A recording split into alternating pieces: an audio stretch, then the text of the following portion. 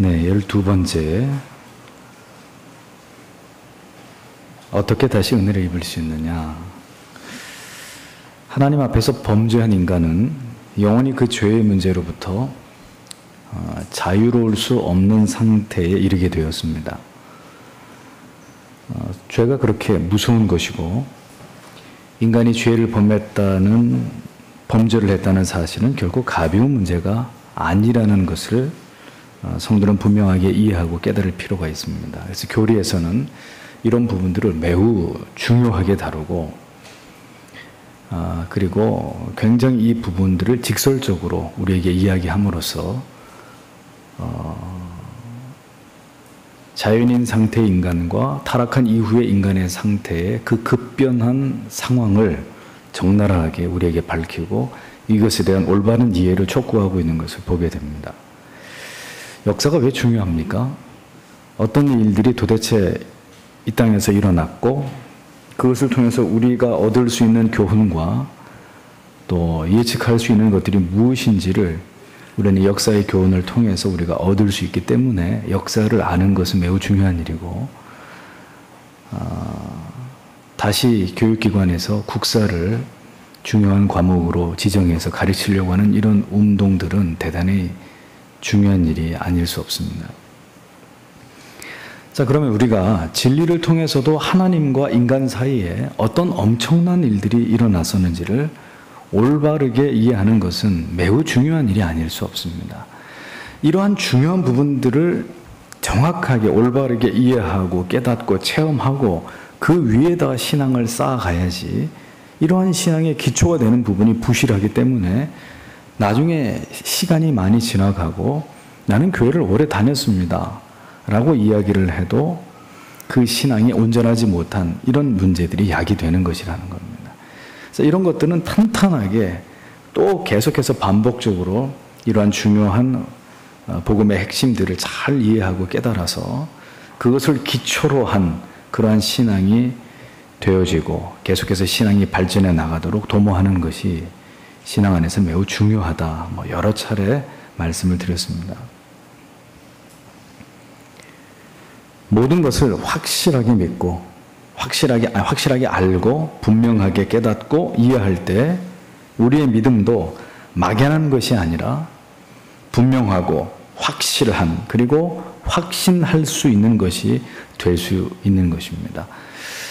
모태신앙자들 가운데 나이가 한 20살 안팎이 되어가면 신앙에 굉장한 회의를 느끼면서 결국 배도하거나 교회를 떠나는 일들을 많이 봅니다. 그런 일이 왜 벌어질까요?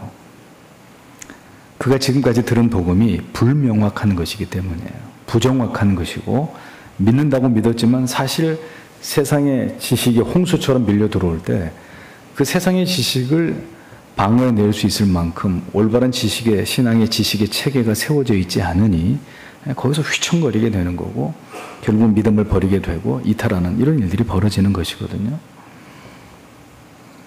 자, 오늘도 그런 얘기들을 이어갑니다. 하나님의 공의는 죄인들에 대해서 반드시 응분의 죄의 대가를 물으시는 것이 하나님의 공의입니다. 하나님의 공의는 결코 죄를 그냥 지나치시는 법이 없으십니다. 우리는 대충 못 본 척 해주시고 안 들은 척 해주시고 그냥 이렇게 넘어가 주시면 좋겠다라고 생각할지 모르지만, 우리가 믿고 있는 하나님은 그렇게 호락호락한 분이 아니십니다. 따라서 그 하나님의 공의를 만족하는 응분의 형벌과 그 죄값이 지불되어야만이 인간에게 구원의 길이 다시 열리도록 되어 있는 것이 바로 하나님의 공의와 법입니다. 그래서 언제나 구원을 이야기하기 위해서는 하나님의 공의를 이야기하지 않으면 안 되는 것이고, 하나님의 공의가 강조되지 않는 구원을 이야기하는 것은 의미가 없는 것이라는 점을 우리가 올바르게 이해할 필요가 있습니다.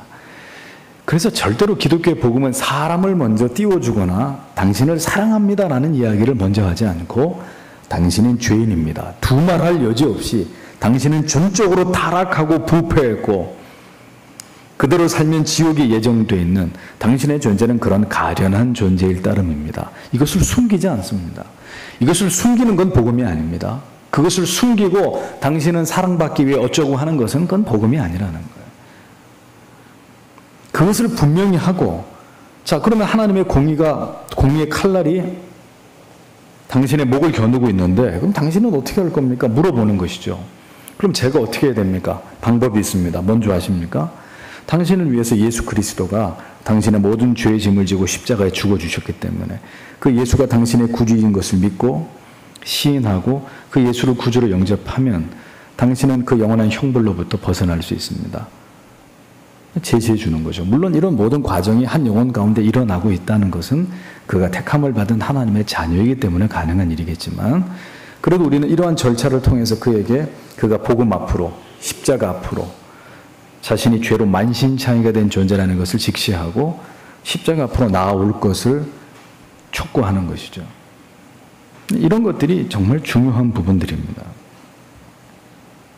죄에 대한 엄중한 벌이 있어야 하고 또한 그 벌에 대한 해벌의 길이 있다는 것을 알아야 마침내 해벌이 이루어졌을 때 그 기쁨이 무엇인지 그 감격이 무엇인지를 그 사람이 올바르게 깨닫지 않겠습니까? 그렇게 돼야 요지부동 흔들리지 않는 신자가 되는 것이죠. 그 사랑에 매이고 그 십자가의 구속의 은혜에 매이고 절대로 그것을 떠날 수 없는 떠나려고 하지 않는 그런 신자가 될 수 있다는 것입니다. 따라서 하나님의 공의로운 형벌을 이야기하지 않는 대속과 구원은 무의미한 것에 지나지 않게 된다는 것을 여러분들이 분명하게 이해하실 필요가 있습니다. 무엇을 잘못하면 부모님에게 선생님에게 이런 벌을 받도록 되어 있었지만 그래서 어떤 이렇게 하면 이렇게 너희가 혼을 날 것이다 이런 규정이 있었는데 그런데도 불구하고 우리가 그 죄를 지었어요. 그래서 진실한 반성문과 진정한 뉘우침을 부모님이나 선생님에게 보여드렸습니다. 그럼 어떻게 되죠? 그 벌이 소멸되는 그런 경험을 하신 적이 있으실 겁니다. 이것도 감사한 일인데, 이것도 너무너무 감사한 일인데, 만약에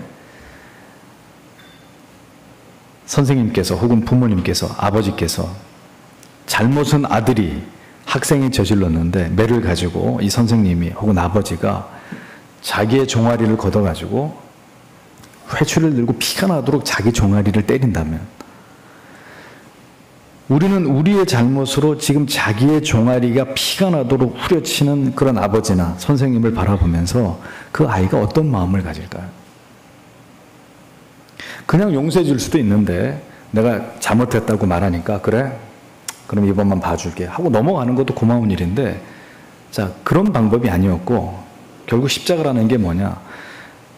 그렇게 자기의 종아리를 걷어놓고 피가 나도록 종아리를 후려치면서 가리키는 거예요.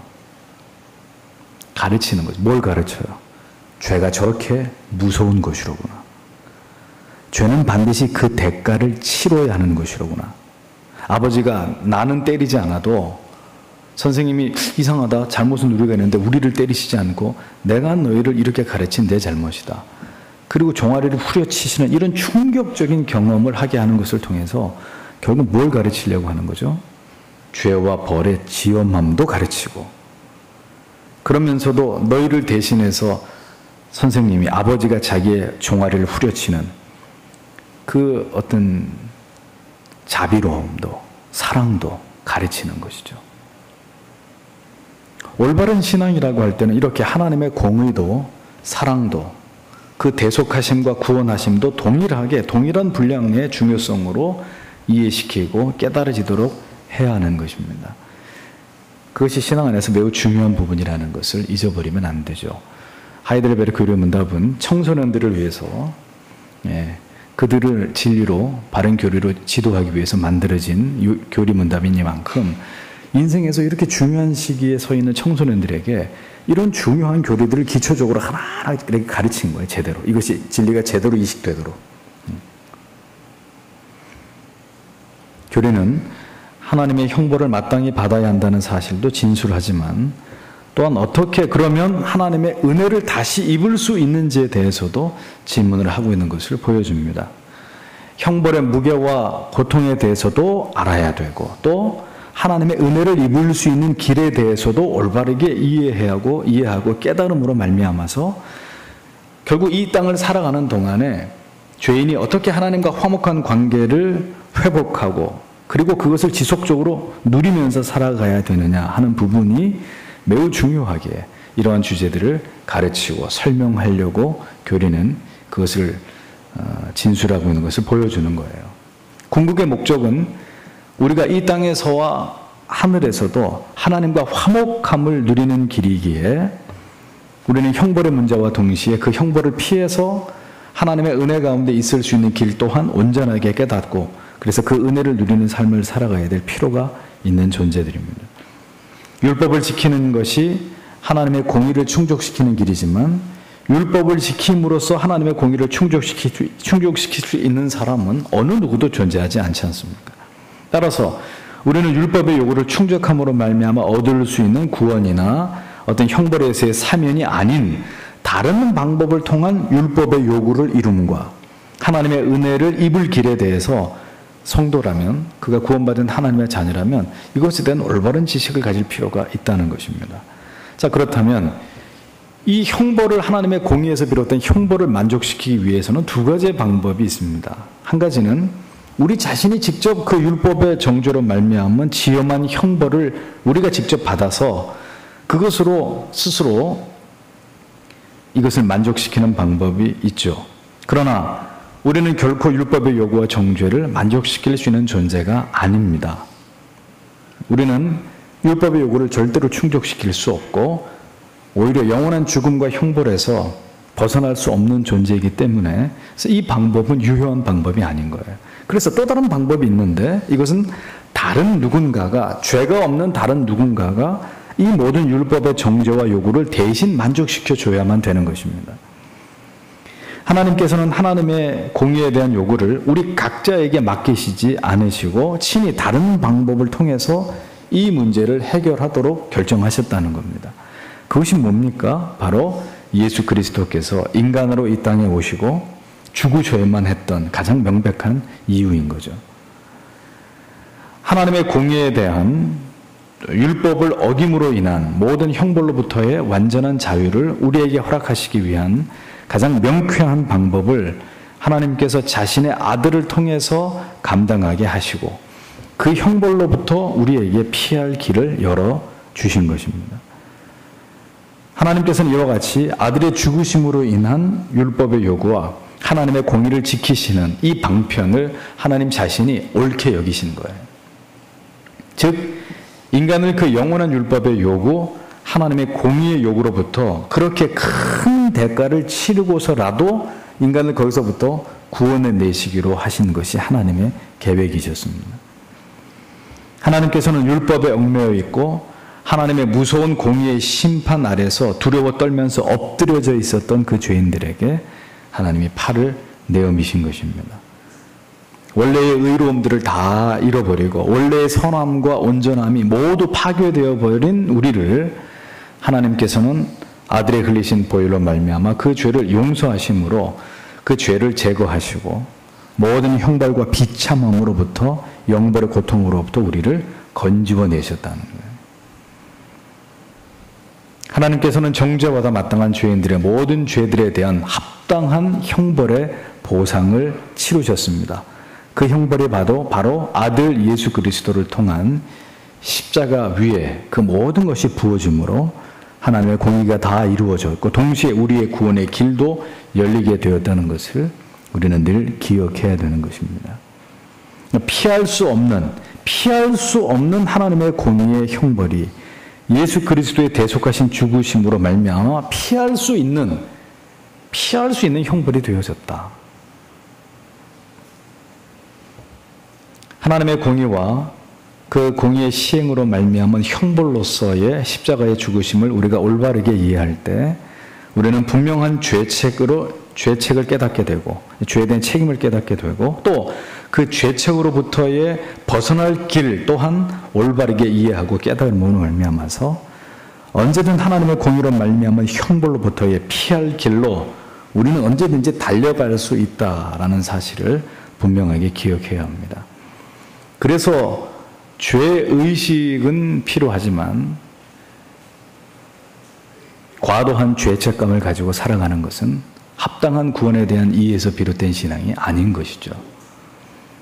피할 길이 있다. 숨을 곳이 있다. 우리가 면죄받을 수 있는 곳이 있다. 구약의 바로 도피성이 예수 그리스도의 십자가를 예표하듯 그런 올바른 지식이 필요하다는 겁니다. 공의로우신 하나님께서 우리를 향해 베풀어 주신 이 긍휼하심이 바로 예수 그리스도의 십자가의 죽으심이라면 오늘도 하나님께서는 동일하게 우리의 죄에 대해서 형벌을 가하시되 또한 그 죄에 대한 형벌로부터 우리가 어디로 피할 때 안전함을 얻을 수 있는지에 대해서도 우리가 분명하게 이 진리를 깨달아서 우리의 죄의 문제를 그래서 보다 지혜롭고 현명하게 올바르게 다룰 것을 하나님이 우리에게 요구하신다는 사실을 정확히 이해할 필요가 있는 거죠. 죄를 지어도 전혀 죄책감이 없는 것도 문제지만 과도한 죄책감을 가지고 분명히 피할 길이 있는데도 자기를 정죄하고 자기 자신을 비난하면서 그 죄의 어떤 사슬에 얽매여 살아가는 것도 아름다운 모습이 아니라는 거죠.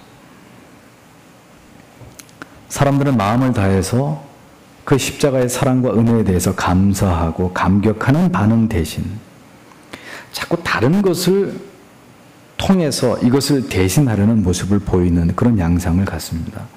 진정한 회심과 거듭남의 체험보다는 봉사와 헌신과 혹은 다른 종교적인 예식이나 어떤 형식으로 진정한 자신의 구원의 감격적인 고백을 대신하려고 하는 그런 경향을 보입니다.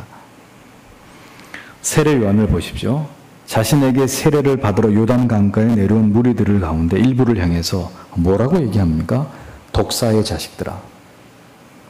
누가 너희를 가르쳐 임박한 진노를 피하라고 하더냐? 이런 이야기를 합니다. 아니, 세례를 받고자 하는 자들에게 왜 세례 요한은 이런 심한 말을 했을까요?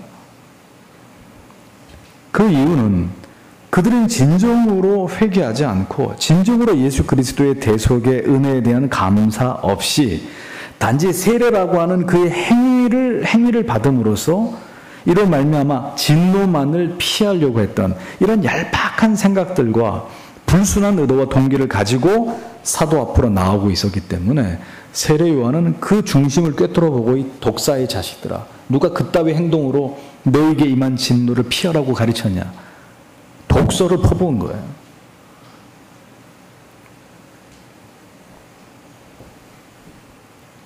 진정으로 회개하고 하나님과 관계를 온전하게 회복하는 일에는 관심이 없고 세례라는 종교적인 예식, 어떤 기념일을 지키고 절기를 지키고 이런 것만으로 자신들의 도리를 다 했다고 생각하는, 그렇게 믿으려고 하는, 그것을 통해서 자기들의 종교적 위안을 삼으려고 하는 그런 얄팍한 속을 세례 요한이 알았기 때문에 그들을 질타한 것입니다.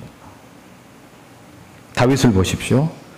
진실로 자신의 죄를 회개하는 다윗은 우리아의 아내 바세바를 범하고 난 다음에 진실로 자기의 죄를 회개한 다윗이 그 자기의 죄를 사함받았다는 것만으로 만족하지 않았습니다. 시편에 나와 있는 그의 기도를 잘 보십시오. 그는 고백하기를 주님 용서해 주셔서 감사합니다. 이제는 그런 짓 하지 않고 똑바로 살겠습니다. 끝. 그렇게 돼 있지 않고 나를 주의 앞에서 쫓아내지 마시며 주의 성신을 내게서 거두지 마옵소서. 그 구원의 기쁨을 다시 회복시켜 주시고 변치 않는 마음을 내 안에 주시옵소서. 이렇게 간구하고 있습니다. 왜 하나님이 다윗을 사랑할 수밖에 없었느냐? 우리는 보통 이런 상황에 주님 용서해 주세요. 그래, 용서하마. 감사합니다. 감사합니다. 그리고 돌아서서 가버립니다. 그건 평범한 사람들입니다. 다윗에게 있어서는 죄를 사함받는 것도 중요한 일이었지만 그 죄로 말미암아 하나님과 자신의 관계가 예전 같을 수 없을 것이라는 것에 대한 두려움이 다윗에게는 더 컸던 거예요. 그 용서받는 건 당연한 거지만 하나님이 이렇게 하나님 앞에 이런 사랑을 받은 내가 하나님 앞에 그런 끔찍한 죄를 저질렀으니 나는 다시 이전의 관계로 돌아가지는 못할 거다. 죄는 용서받더라도 예전에 하나님과 나 사이에 누리던 그 기쁨의 시간들로 나는 다시는 돌아갈 수 없을 거야. 그 두려움이 다윗에겐 더 컸단 말이에요. 잘 이해가 안 됐어요? 설명을 해보면 이런 겁니다. 선생님에게 잘못을 한 아이들 중에서 그 잘못을 용서받은 것만으로 좋아하고 다행으로 아싸 이거 봐라 선생님이 날 용서해 주셨다. 그리고 좋다 그러고 다시 나가서 막 이렇게 또 친구들하고 또 노는 이런 아이들이 있는가 하면 용서해 주는데도 시무룩해서 자기 의자에 앉아가지고 머리를 감싸고 막 괴로워하는 아이가 있어요. 걔는 왜 그러는 걸까요? 나는 선생님이 나에게 거는 기대를 저버렸어. 나는 선생님의 신뢰를 잃어버렸어. 선생님이 내 잘못을 용서해 주긴 했지만 나는 이전에 이런 잘못을 저지르기 이전에 그 선생님과 나와의 관계로 나는 이제 돌아갈 수 없어. 그것 때문에 다른 아이들은 용서받았다는 사실만 가지고 좋다고 밖에 나가서 또 놀고 장난치고 공차고 하는데 이 아이는 그것이 괴로워서 혼자 울고 있는 거예요. 자, 그러면 어떤 아이가 정말 훌륭한 인격을 가진 아이로 자라가겠습니까? 네? 어느 쪽의 아이가? 아싸 그러고 나가는 아이예요? 아니면 용서받았지만 나는 선생님의 마음을 너무 아프게 한 아이다. 어떻게 하면 다시 선생님과 이 관계를 회복할 수 있을까? 과연 그렇게 할 수 있는 방법이 있을까? 내가 왜 그런 죄를 저질러서 선생님과 나의 사이를 이 지경으로 만들었을까? 이렇게 고민하는 아이가 앞으로 훌륭한 아이가 되겠습니까? 어떤 신자가 올바른 신자가 되겠습니까? 하나님이 정말 지극히 기뻐하고 사랑하는 성도가 되겠냔 말이에요. 하나님께 쫓겨나도 자기의 생명을 유지하기만 하면 다행이라고 여긴 가인 같은 사람이 있고 하나님과 다시 이전의 관계로 다시 하나님의 낯을 배울 수 있는 관계로 돌아가기를 간절히 죄를 씻어 주었어도 그것을 간구했던 다윗과도 같은 사람이 성경에 나온단 말입니다. 하나님께서 어떤 사람을 더 사랑하시고 기뻐하시고 그에게 하나님의 자비와 사랑을 더 많이 보이시겠습니까? 벌을 받아야만 한다는 사실도 우리는 분명하게 깨닫고 믿어야 하는 것이고 또한 그 죄로 인한 형벌에서 피할 수 있는 길도 분명히 있다는 것을 동시에 우리는 올바르게 이해함을 통해서 하나님께서는 죄에 대해서 벌하시기를 원하시지만 그 죄인들의 죄를 용서하심으로 다시 하나님과 화목해 되는 것 또한 하나님께서 우리에게 바라시는 바라는 사실까지를 우리는 올바르게 이해할 필요가 있는 것입니다. 죄를 구하면 용서해 주시기는 하시는데 용서해 줬다는 걸 믿고 또 나가서 우리의 얼굴에 눈물 자국이 마르기도 전에 또 죄를 짓는 성도와 이제는 이 화목함을 어떻게 지켜갈 것인가? 다시 용서함 받은 이 감격을 내 삶에서 어떻게 지켜가고 하나님과 더 깊어지고 다시 하나님과의 그 잃어버렸던 깨진 관계를 회복하기 위해서 내가 얼마나 더 진지한 삶을 살아가야 될까를 고민하는 하나님 그런 성도, 적어도 이제 우리의 믿음은 거기까지는 가야 된다는 겁니다. 그것이 하나님의 마음을 이해하시는, 형벌도 주시고 그 형벌을 거두고 다시 은혜를 주시려고 하시는 그 하나님의 마음을 이해한 성도가 되어가는 것이라는 거죠. 이러한 이해가 있을 때 우리는 우리의 죄를 다루는 문제에 있어서 보다 신중할 수밖에 없고 보다 현명하고 지혜로워질 수밖에 없는 것입니다. 형벌을 받아야 한다는 사실도 그러나 형벌을 피할 길이 있다는 사실도 다시 하나님의 은혜 가운데 들어갈 수 있다는 길이 있다는 것도 이러한 문제에 있어서 성도님들의 이해가 턱없이 부족하고 분명한 이해가 바탕이 되지 않으니 이러한 하나님의 구속의 은혜에 대한 깨달음도 감사함도 없는 그런 무지하고 무각한 그것을 지각할 수 없는 그런 신앙생활이 반복되는 그런 경우들을 많이 보게 된다는 겁니다. 죄와 더불어 피 흘리듯이 싸우는 싸움 끝에 죄에 굴복되는 이런 노력들이 나타나지 않고 아주 쉽게 죄에다가 나를 던져버리고 내어주는 나의 육신의 게으름과 나태함에 아주 간단하게 굴복해버리는 이런 모습들을 지루하게 볼 수밖에 없다는 것입니다. 모두가 죄의 문제에 넘어 하나님과의 관계를 소홀히 여기고 그 깨어진 관계가 얼마나 나에게 심각한 문제를 야기시키는지에 대한 이해의 부족에서 비롯되는 신앙의 가벼움들이라는 겁니다.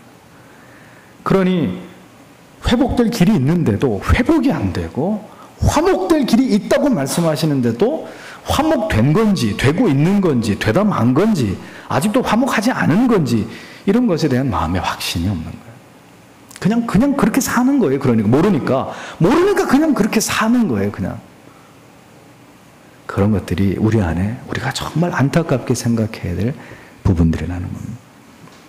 용서받으면 그만이다 라는 가벼운 생각보다는 내가 또다시 주님의 마음을, 나의 아버지의 마음을 아프게 해드렸다. 내가 어찌 주의 얼굴을 다시 배울꼬 라는 거룩한 탄식이 있는 성도가 진정으로 하나님을 사랑하고 십자가를 사랑하고 우리에게 베풀어진 은혜를 제대로 이해하신 성도님들이 되시는 것입니다. 법정에서 무죄가 선언되고 확정된 피고와 그 가족들의 기쁨을 보십시오. 무죄, 그럼 어떻게 됩니까? 막 그 안에서 서로 부둥켜 안고 막 울어요. 그 정도는 법정에서 봐줘요. 무죄라고 언도가 그 전까지는 쥐죽듯이 조용해야 돼요. 그런데 무죄라는 선고가 내려서 그 가족과 그 피고가 뒤엉켜가지고 기쁨을 나누는 것은 허용해요. 얼싸안고 감격의 눈물을 흘리는 모습을 우리가 보지 않습니까? 무엇인가 우리의 신앙 안에서도 이런 감격과 감사가 있어야 되는 거죠. 감격과 감사가.